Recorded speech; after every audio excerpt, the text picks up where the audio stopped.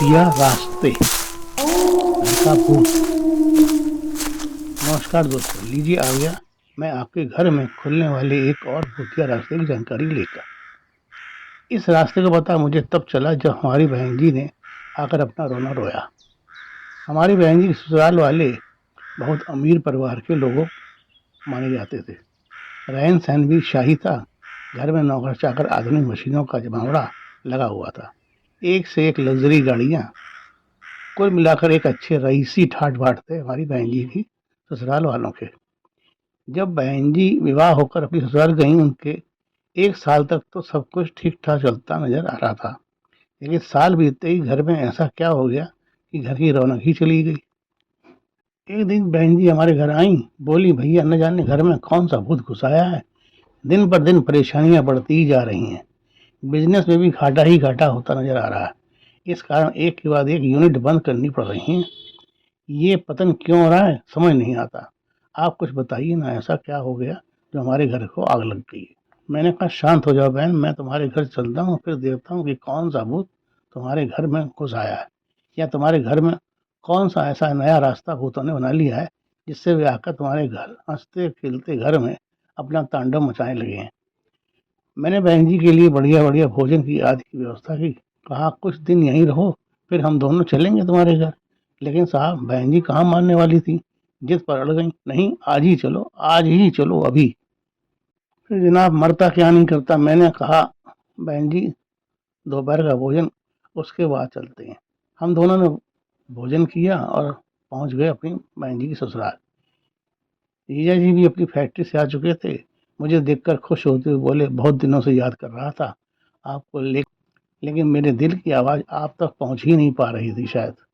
मैंने कहा, नेटवर्क कमज़ोर हो गया होगा, तभी आपके दिल की आवाज़ हमारे दिल तक नहीं पहुंची, वरना मेरा रिप्लाई आपको जरूर मिलता जीजा जी। और इसी बातचीत के बीच हम दोनों के सामने शाम की चाय नाश्ता आ गई। हम लोगों ने चाय नाश्ता किया और फिर अपनी बहन से कहा, चलो तुम्हारे घर को देखता हूँ, बहुत दिनों से तुम्हारे घर का मुआयना नहीं किया।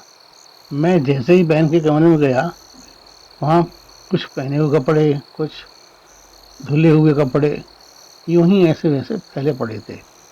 कहीं भी बेड पर या कुर्सी पर बैठने तक की जगह नहीं थी। मैंने कहा, ये क्या है बहन, कपड़े ऐसे क्यों फैला रखे हैं, इन्हें सलीके से तहा कर क्यों नहीं रखती। ये बोली, वो क्या है, मैं आपके पास चली गई थी ना, इस कारण यूं ही पड़े रह गए। मैंने कहा, नहीं नहीं, ये कपड़े आज के नहीं लगते, इन्हें देखने से तो पता चल रहा है कि ये कई कई कई दिनों से यूं ही पड़े हैं। मैंने कहा, देखो बहन, अभी हम तुम्हारे इस कमरे में आए तो हमें बैठने के लिए इतने बड़े कमरे में कहीं भी कोई जगह नहीं है। अब आप ही बताओ हम कहाँ बैठें। अब हम तुमसे मिलने आए हैं तो तुम्हारे कमरे में ही बैठेंगे ना। बहन जी बोली, अभी जगह किए देती, बस 5 मिनट में। मैंने कहा, नहीं नहीं, मेरे पास समय नहीं है 5 मिनट का भी, मुझे और जगह भी जाना है। बहन जी मुंह बनाते हुए बोली, अब 5 मिनट तो लग ही जाएंगे सारा सामान समेटने में भैया। मैंने कहा, हाँ, मैं यही तो आपसे कहलवाना चाहता था। बहन जी, जब तक आप अपनी आदतों में बदलाव नहीं कर लेंगी, तब तक आप पतन के रास्ते पर ही चलती जाएंगी। बहन जी बोली, क्या मतलब भाई। मैंने कहा, मतलब ये कि जब तक आप अपने घर को, अपने कमरे को साफ सुथरा सलीकेदार नहीं बनाकर रखती, लक्ष्मी जी आपके घर में कैसे रुकेंगी। लक्ष्मी माता आई, जैसे मैं भी आया, और उनके बैठने की कोई स्थान ही नहीं है, तब तो वे चली ही जाएंगी ना दूसरे स्थान पर।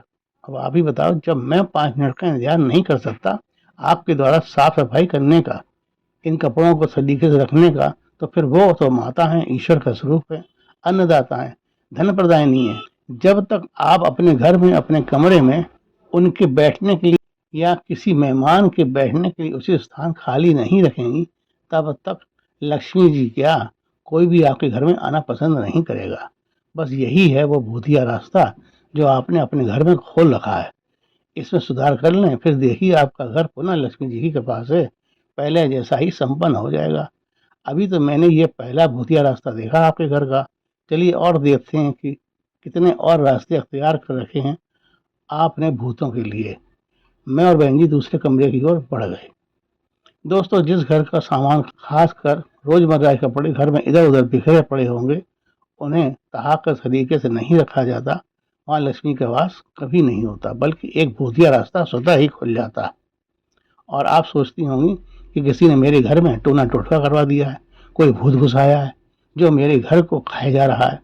जबकि भूत भूत कुछ नहीं होता, ये सिर्फ आपका वहम होता है। इसी के साथ कल फिर मिलेंगे एक नए भूतिया रास्ते के साथ। नमस्कार।